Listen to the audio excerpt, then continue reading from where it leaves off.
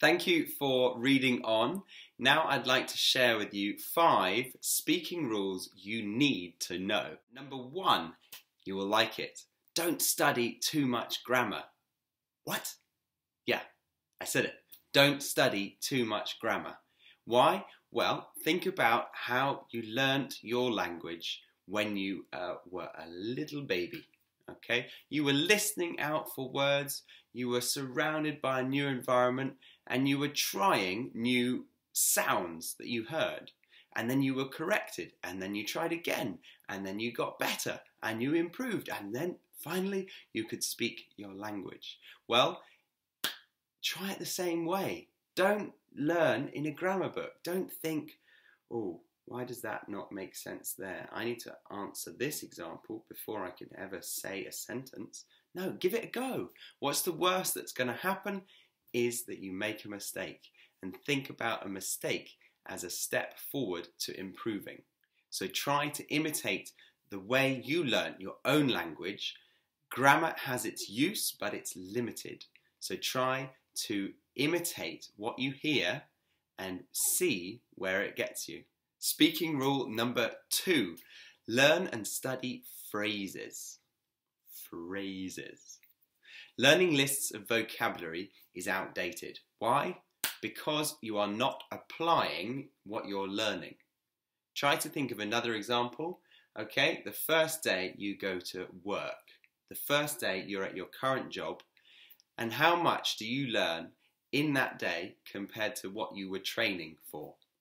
Most people say that they learn far more in one day actually at work than in the training leading up to the role. And that is because you're actually applying the knowledge that you're learning directly to the event. So let's take that to an example of English using certain vocabulary like hungry or nervous or excited. Okay, those are just lists, and that doesn't directly relate to using English language. If you learn a phrase that means the same thing, like I am really hungry, or I am so nervous, or even I am very excited. So it's not only faster, but you learn more. Also, try not to directly translate. I know it's sometimes hard, but if you translate, you are using your native language brain. If you use this, then your brain will always try to learn in a deductive method. Yeah, what's that? Well, it means you are trying to put the new information into your current understanding of language. So English, new information coming in to your native language brain. It doesn't really work, it doesn't fit, because the grammar, the structure, the culture, vocabulary, phrases, idioms, humour, everything is different. And this will only slow it down, slow your understanding down. So try to accept it as 2 different brains. You're not translating and you're accepting information into your English brain, not your native language brain. For example, if you do not know the word rehearse, but the sentence is the actor needed to rehearse his lines for the show, then you can understand the meaning of the sentence without knowing the word. This is what we call contextual learning. Number 3, reading and listening is not enough. Sorry to say it, but practice speaking what you hear. Did you find English useful at school?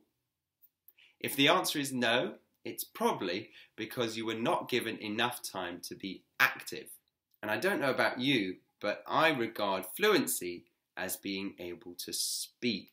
Reading and listening are passive and a little lazy. Yes, they are easier, but they will be far more time consuming. Start learning English really actively by speaking it. Number 4, immerse yourself.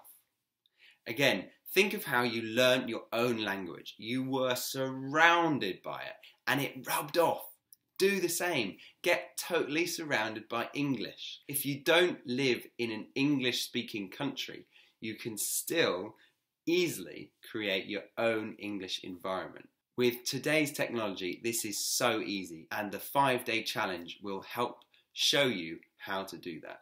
The last one, number 5, study engaging material.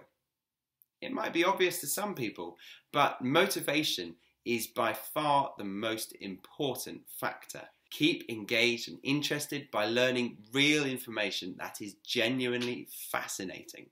I think of it as the same as trying to be active and keeping a healthy lifestyle. I way prefer to play a sport, one of my favourite sports, for an hour than run on a treadmill for an hour.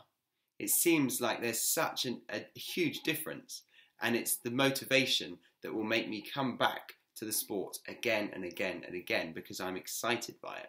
So find something that's really interesting to you and learn it whilst learning English. That way you link them as the same interest and you continue to want to learn more English. Okay, so those were the 5 key points I wanted to start with. Now, sign up to the 5-day challenge and we will continue on progressing at a fast rate. Bye for now.